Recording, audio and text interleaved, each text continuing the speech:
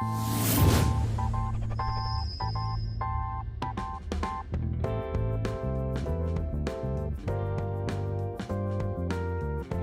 hi everybody. I just want to make a video.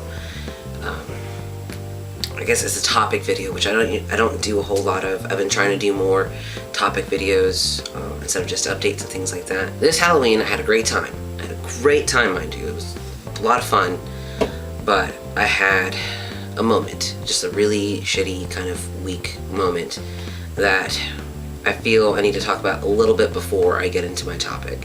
And so I wear normally 2 binders, especially because they tend to wear out pretty fast, and if I layer up, I can kind of get more out of it. Lately I have been using the GC2B binders, and those are definitely a lot more comfortable, and to me a much safer binder than the Underworks that I had been using for 7 years, and I was wearing 2 of those for a while too. I have a problem with, once I know that something is going to bind really well, no matter how uncomfortable or painful or unhealthy it is, it's hard for me to not bind that way every single day. Like, I have a fairly large chest. Testosterone is helping it shrink some. I honestly have been really lazy about going to the gym, and that's kind of on me, but I do work longer hours, and we've been down to 1 vehicle for the past couple of months, and Amber's been working as well, so getting to the gym has not been the easiest for me. So like I was saying, I typically wear 2 binders, and we were at Halloween, and after a couple drinks I couldn't breathe. Like, it was just, for whatever reason, like I almost started having like a panic attack, and I couldn't breathe, and I was like lightheaded, and I went to the bathroom, and I was about to fall over off of the toilet. Like, it was one of those moments where, like, and I hope this doesn't trigger anyone, and this isn't to say that all trans guys feel this way, but this is how I felt in that moment. And it's that I don't feel man enough. I don't feel man enough having a chest. I wish they were gone. There have been days that I just wish that I could do it my fucking self, and I didn't have to deal with the healthcare system and how it is in this country for trans guys. And luckily, because I wear 2, and the costume that I was wearing was kind of like poofy-ish, like it was a skeleton costume, and it was kind of like, had like the stuff on it to kind of make it pop out, so it didn't sit flat on my chest, it didn't cling, it kind of gave it like that room anyways. So I was able to take one of the binders off and be comfortable and not have like massive chest dysphoria for the rest of the night, and breathe a lot better. But it was that moment when I knew what I was doing was unhealthy. That was the reason that I needed to take it off. That's why I couldn't breathe, because I had the damn thing on all day. And just knowing that having to wear a binder, to me, makes me feel not like a guy. It makes me feel like I'm pretending. I know I'm not. I'm not pretending. This is who I am. But when your body is fighting you and you have your low moments, you feel that. Sometimes it happens and you feel that way, and it was just a really shitty feeling. And I've been wanting top surgery for a very long time, probably since before I came out, because I didn't know for a long time that you could get top surgery without being on testosterone. For me, I'd rather be on testosterone and have top surgery. Plus, I do want to kind of work on giving the surgeon a kind of better canvas by working out a bit more before I get top surgery.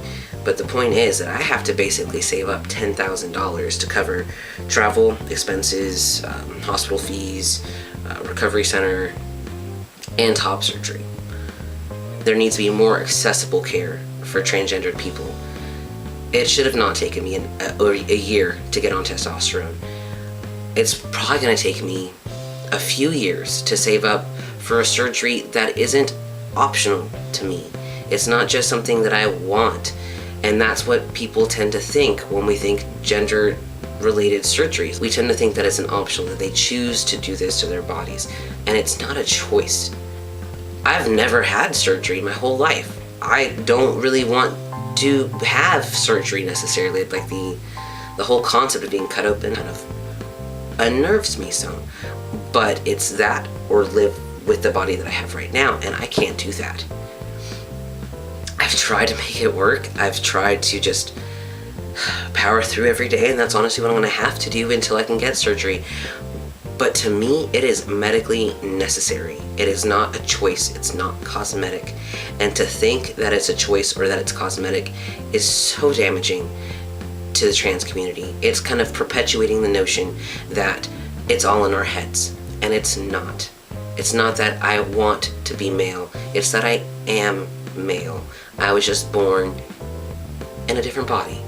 I don't even want to say the wrong body. I was just born in a body that wasn't quite right for my gender. And I'm trying to fix that. It's a medical condition. It's not a psychological condition. And to tell me that a life-saving surgery for me is cosmetic and it shouldn't be covered, you don't know my life. You don't know what it's like to be me, to feel the way I do. I have extreme chest dysphoria to the point where I have injured myself greatly over all these years of binding because of my chest dysphoria. To tell a trans person that they don't need a surgery, that they feel they do, is wrong. It's so wrong. And don't get me wrong, there are some trans guys who don't need surgery to feel complete and male. You know, it's I'm not saying that all those guys, but you know, most of those guys tend to be in a smaller chest, work out a lot, don't really need to bind, and I'm envious. That's great for them. And there are even guys who have a chest like that and still want surgery. If you feel that you need to have anything medical for your transition, if you feel that you need HRT or surgery, you feel that you need it. It's not so much that you want it. And I feel like changing the language whenever I talk about those things is something I'm going to work on, because I also don't want to perpetuate the idea that I want something that I need. It's that I need it.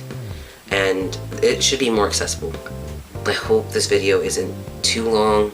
I hope I didn't rant for too long. Thank you for listening. Please like and subscribe if you haven't done so. Thank you. Till next time.